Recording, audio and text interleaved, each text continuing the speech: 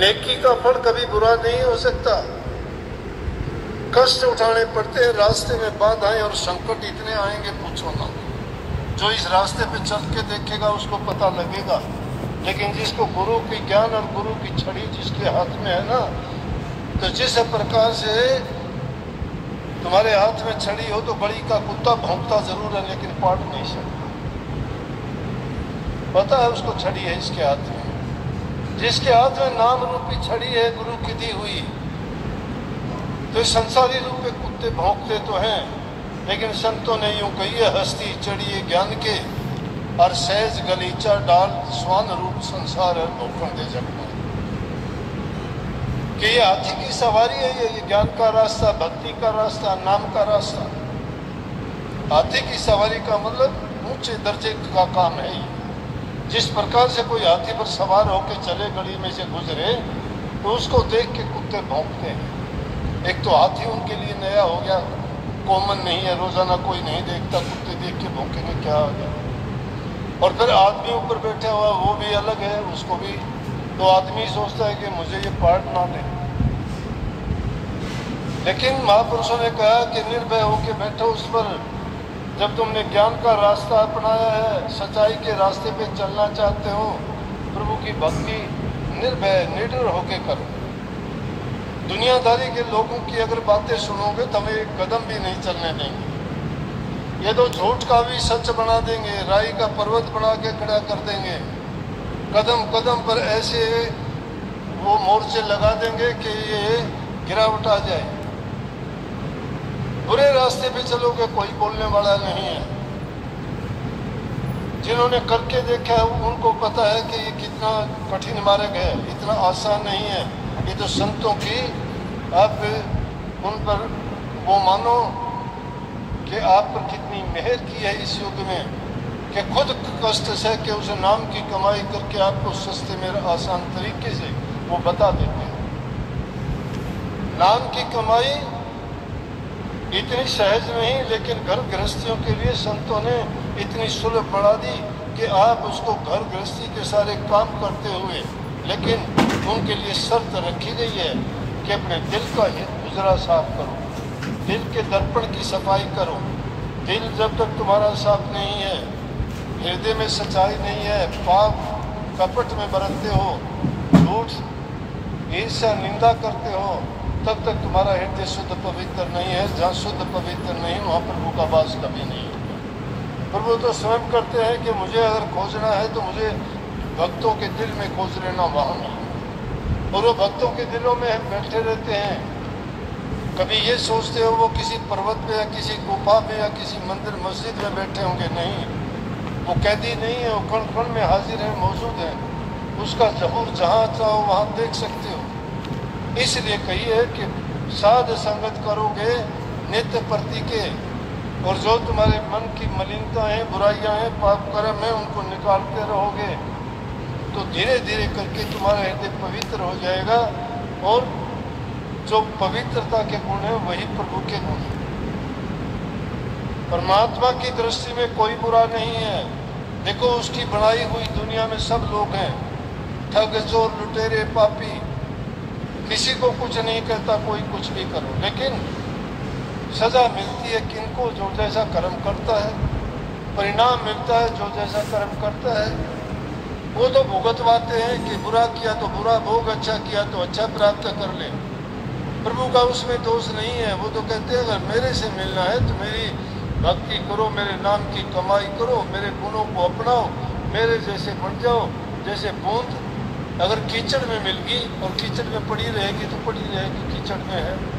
लेकिन उसी बूंद को अगर वो भाप बन के दोबारा से जल का बिंदु बन के ओस बन के सागर में जाके गिर जाए तो मिलगी कि नहीं मिलगी। लेकिन उसको दुनियादारी के पदार्थों की जो मलिनता लगी थी वो तो त्यागनी पड़ी। इसी प्रकार से इस काल और माया के देश में जो इस रूह को ये पर्दे पड़ के इस पर अज्ञान के भरम के, वो जब उतर जाते हैं तो ये प्रभु के रूप में उसी प्रकार से रंगी जाती है और उसको कुछ देखने की, कुछ पाने की चाह नहीं रहती। उसने जो पाया है वो दूसरे को बता भी नहीं सकता। बता क्यों नहीं सकता कि हम उन्हीं चीज़ों को बता सकते हैं जिनको हमारी ज्ञान इंद्रियाँ और कर्मेंद्रियाँ बता सकते हैं या कर सकते हैं। ज्ञान इंद्रियों के द्वारा प्राप्त कर सकते हैं और दूसरी जो कर्मेंद्रिय है उनके द्वारा हम उसको बढ़ा सकते हैं, बता सकते हैं वैसा ही। लेकिन उनका जब रूप नहीं है, उनका कोई रूप ही नहीं है। महापुरुषों ने फरमाया, बड़ी बड़ी बात की, लेकिन उन बातों को समझने में बड़ी परेशानियां सामने आती हैं, लेकिन समझने के रास्ते में जब चल पड़ोगे वो तुम्हारे लिए आसान हो जाएंगे।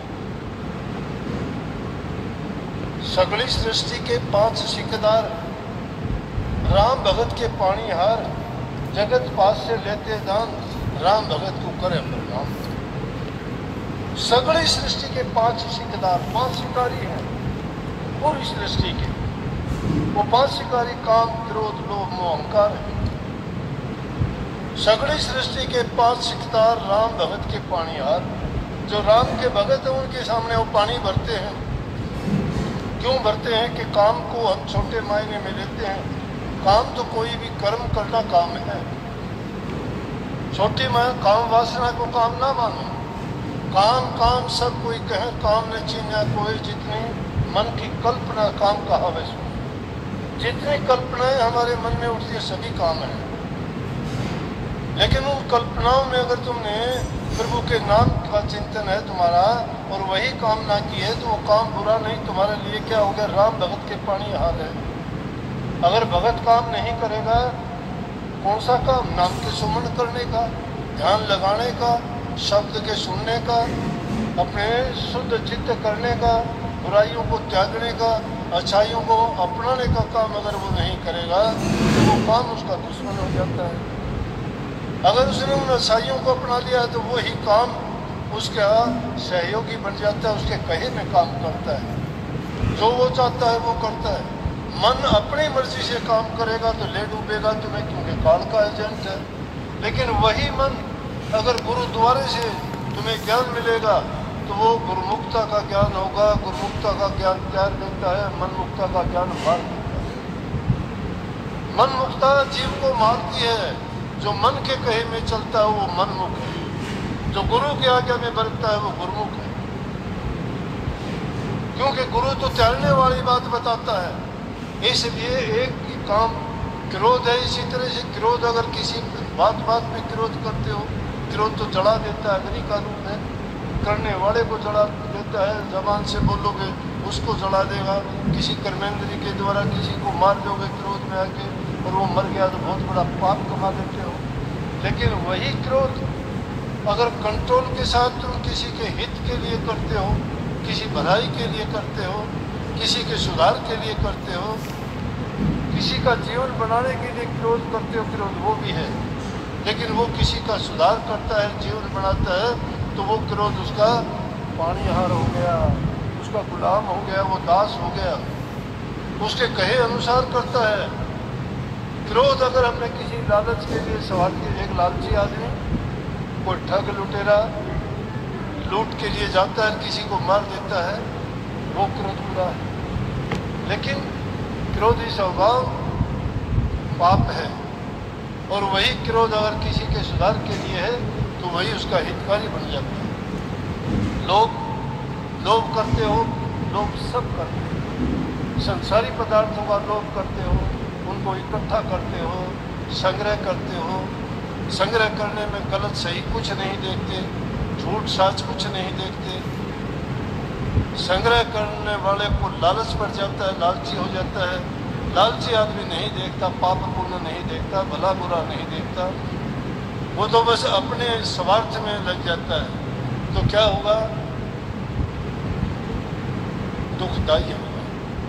लेकिन लोभ अगर करते हो तुम कहते हो भजन आज मैं आधा घंटा करता हूँ, लेकिन आगे से मैं और भी टाइम बढ़ाऊंगा कि नाम का सुमन और ज़्यादा करूँ, और दिन प्रतिदिन उसको बढ़ाते जाओगे। नाम का अगर लोभ करते हो, ध्यान करने का लोभ करते हो, तो वही लोभ तुम्हारे लिए हितकारी है। तुम्हारे लिए वही तुम्हारा सेवक बन जाता है, तुम्हारे हित की बात करता है, बुरा नहीं है तुम्हारे लिए।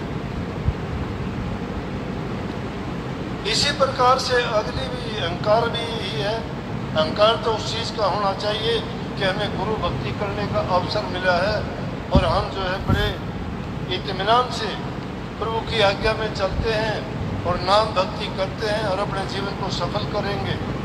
ये करके वो और मैंने सब बुराइयों को त्याग दिया, ये अहंकार करना बुरा नहीं है।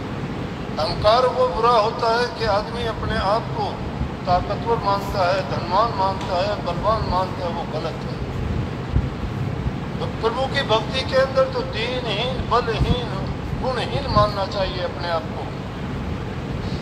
इसीलिए बार बार संगति में सुनते होंगे, शब्दों में सुनते होंगे कि बलिहारी गुरुदेव की जिंदिया धर्मगढ़ तोड़। बलिहारी गुरु के सामने अपने सारे बलों को हार जाऊं मैं, शरीर के बल को, बुद्धि बल को, धन बल को, दुनिया के बल को, पद के बल को सब भूल जाऊं।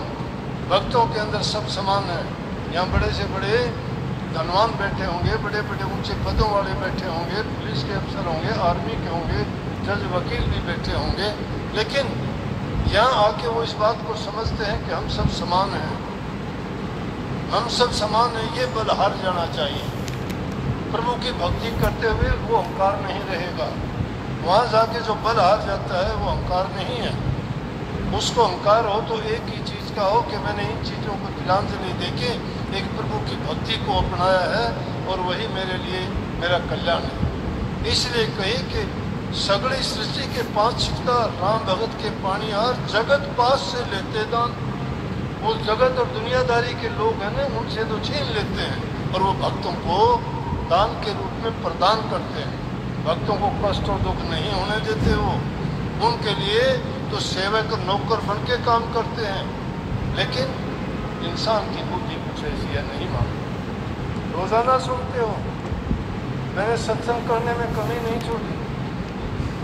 रोज नित्य प्रति सत्संग होता है, लेकिन देखता हूँ तो परिणाम जीरो का जीरो होता है।